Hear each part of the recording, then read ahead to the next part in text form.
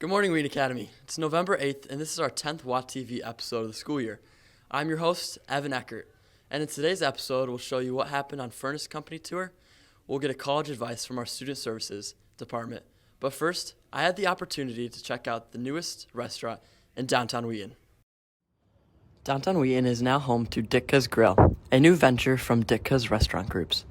Dikkas Grill occupies a former bank at 225 West Front Street and will spotlight steaks and seafood while adding sushi, salads, and other items to its menu. And the food here, we have different kinds of sushi rolls, we have burgers, we have steaks, we have fish, all kinds of different food. Diners can pair their entrees with wine from a list that will feature close to 150 bottles. This newest addition to the Dikkas Restaurant Group will mark the third eatery under the umbrella in Chicago suburbs. We sat down with that coach to learn more about the restaurant's menu. We have a big filet, we have a smaller filet, we have the bone-in ribeye, then we have the tomahawk steak, which is a giant ribeye, pretty thick, and we have the strip steaks like everybody else, and that's basically it. I mean, we cover about every steak you can have. I don't know if there's one we don't have, I don't know of it. A Dikkas restaurant is also located in Oakbrook Terrace, and a Grill 89 restaurant offers casual cuisine in Westmont. The restaurant is named after the famous coach of the '85 Bears, Mike Ditka. The dining area has a very upscale and festive vibe, and the restaurant will be a great addition to Wheaton's eclectic variety of restaurants. Alright, so maybe I didn't actually sit down with the coach, but you should still give the restaurant a try. We only have two announcements for this week. First, the Maker Club offered the first ever homecoming design competition this year. The criteria for the submission were craftsmanship, creativity, design documentation, complexity, and homecoming theme integration. Mia Went came in third place for her handcrafted Captain America shield design, which utilized detailed paper crafting techniques. Lily English came in second place, crafting a set of translucent wings from scratch, using hand-drawn templates, wiring, and plastic crafting. And Sophia Uno came in first place with a Cuzco costume that she made from scratch, utilizing her adept sewing and textile crafting skills. We are looking forward to more design competitions in the future. Congratulations to all of our winners. And second, we will be having an all-school winterim advisory focus on Wednesday. Students will meet in 3 specific areas depending on their winterim involvement and focus. Any student who is taking a winterim trip will meet in the library. Students who are registering for classes this year will meet in the Fine Arts Center. And any student who's doing an internship over winterim will meet in the Whitechapel. And speaking of winterim, reporter Wesley Kersey caught up with 2 winterim instructors to better connect you with what is happening in the classrooms. I had the opportunity to interview Mrs. Cheney and Mrs. Main and ask them what winterim classes they're going to be teaching and what they're most excited for. So I'm teaching a new class this year. It is called Body and Soul. It's for girls only, but it's going to be really focused on taking care of your body and your soul. So like practical physical exercise and then spiritual exercise. We're going to dive in to the book of Philippians and be doing some Bible study. So super excited about that. I am teaching food, film, and forgiveness. It's a class for just girls, and it is a class where we watch movies and eat food. But at the same time, we are studying forgiveness from the biblical perspective and comparing it to what we're seeing in our movies.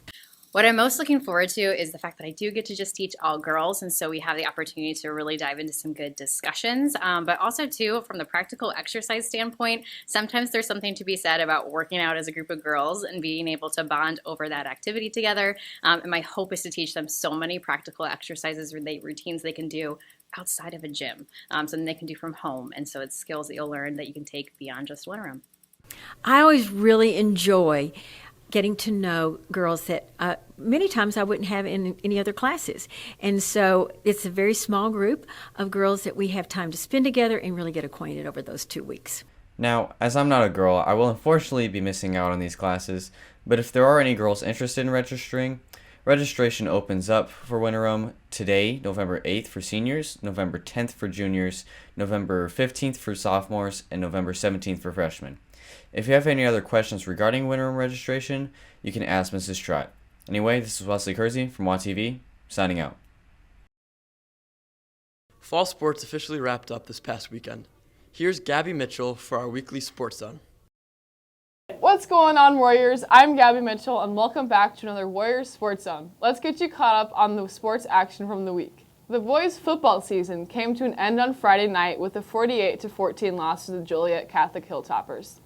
The Warriors fought hard against the second-ranked team in the state of Illinois. At one point, early in the second quarter, the Warriors only trailed 7-6. Belay Brummel had a rushing touchdown, and Eddie Casper finished off his brilliant season with one final reception for a touchdown as well. Congrats to the whole team, and special congratulations to our All-Conference Defensive Player of the Year, Peter Johannick, and Cappy, the Special Teams Conference Player of the Year. The boys and girls cross-country teams ran in the state finals this past weekend. Both teams ran well, with the girls finishing in 8th place and the boys finishing in 15th. For the girls, Lily Lebo led the girls by running the 3-mile course in 19 minutes flat and coming in 50th place. The boys were led by Daniel Kersey, who ran the course in 16 minutes and 12 seconds, and Weston Myers finishing 0.2 of a second later. Congrats to the entire team on a great season.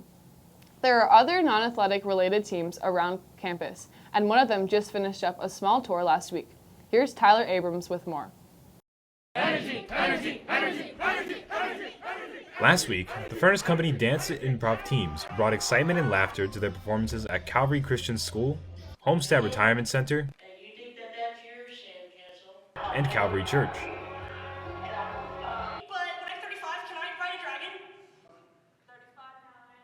However, the teams had the biggest impact during their service projects on Thursday, where they helped clean out the Calvary West Sugar Grove Church campus. The church had to be sold due to financial troubles as a result of the pandemic, which forced many of the church's members to move to the Calvary Church main location in Naperville. The Furnace Company was there to clean out the church of any trash and sort through any items that could be given away. Wanda Bergund, the missionary and main organizer of the cleanup, expressed tremendous gratitude for Furnace Company's help. They have helped to bring it to be able to benefit the community and other churches. So thank you, Wheaton Academy. Thank you for your mission. Thank you for your heart and service. Their hard day of work was not over, however, when they arrived at Jubilee Village, a youth outreach center that houses single moms between the ages of 18 to 24 years old. While the students were there, they pulled weeds and raked leaves in order to spruce up the garden around the building, as some of the moms staying there were avid gardeners. Michelle Demure, the Jubilee Village program director, was overjoyed seeing Wheaton Academy put actions to our words. I texted the girls and I told them who y'all were and what you were doing and that you care about them. But having you actually come out and, really being the hands and feet of Jesus shows them in really tangible ways that there's people who care about them. It's a lot to me, and I know it means a lot to the girls too, because they were kind of excited about it. The Furnace Tour wasn't all about fun and improv games, but about leading with a heart of service wherever you go. This has been Tyler Abrams, WA TV. College is on the immediate horizon for many of our seniors, but for most of you, preparing for college applications should have already started in small and simple ways. Zach Gatto and Sienna Davis have more. With the November 1st deadline just passing last Monday, here are a few college tips that can help you with your college timeliness and readiness. I'm Mr. Ellison. I am one of the college and academic counselors here at Wheaton Academy. My name is Bart Gregerson. I'm a college and academic counselor here. I asked Mr. Ellison and Mr. Gregerson what are the most important tips when applying to colleges. I would say my number one tip for getting ready for college is to actually start doing something. A lot of kids kind of think that it's out there, I still got some time, wait until January, but I would say get started right now. Whether or not you use early action or not, that's a different story, but get started now. Our college software SCORE, spelled SCOIR, is awesome. It's got a ton of resources in it. It also leads them to the website of those colleges where they can get more specific info, but SCORE is a great resource. Whether you're a freshman or a senior, college is a big decision for everyone. For underclassmen, I think one of the things that we're looking to try to push a little bit more is just to get involved. So in a club, a sport, music, anything like that, get involved. The things that you can still control, I think the most important thing that colleges are going to look at are your grades. So I always tell students, if you had a rough start, it's better to finish on an upward trend Don't worry about specific colleges yet, but take the toughest classes that you can handle, so it's a little uncomfortable. We just passed November 1, so that was probably the biggest of the early action, early decision. There are some schools that have November 15, a few December 1st. The majority of the next deadline would be early January for regular decision. Thank you, Mr. Gerson and Mr. Ellison, for all your helpful information. If you guys have any questions, feel free to stop by their offices with any questions you might have. From WATV, I'm Zachary Gatto with Sienna Davis reporting. With fall sports officially over and girls basketball and the fall musical 10 days away, many of you might be looking for something to do this weekend, and Kenneth Tolman has just the thing.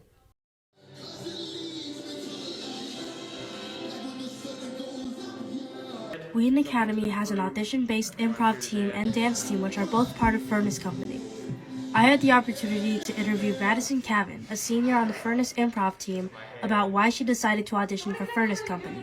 Beginning of my sophomore year is really when I started to consider joining the team because a lot of my family members and friends and even some of my friends' parents were like, wow, you are very funny. I think you'd be great on Wheaton Academy's improv team. The Furnace Company members share many great memories from rehearsals, tour, and performances.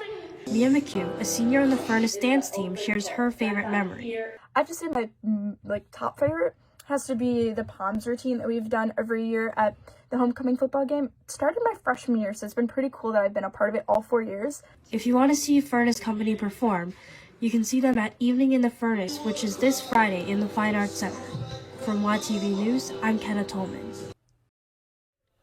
Thanks for joining us today. Keep up to date with everything going on through our WATV Instagram account. Give us a follow at The Real WATV if you haven't already. I'm Evan Eckert, part of the state championship soccer team, and for all of us at Studio 22, have a great day.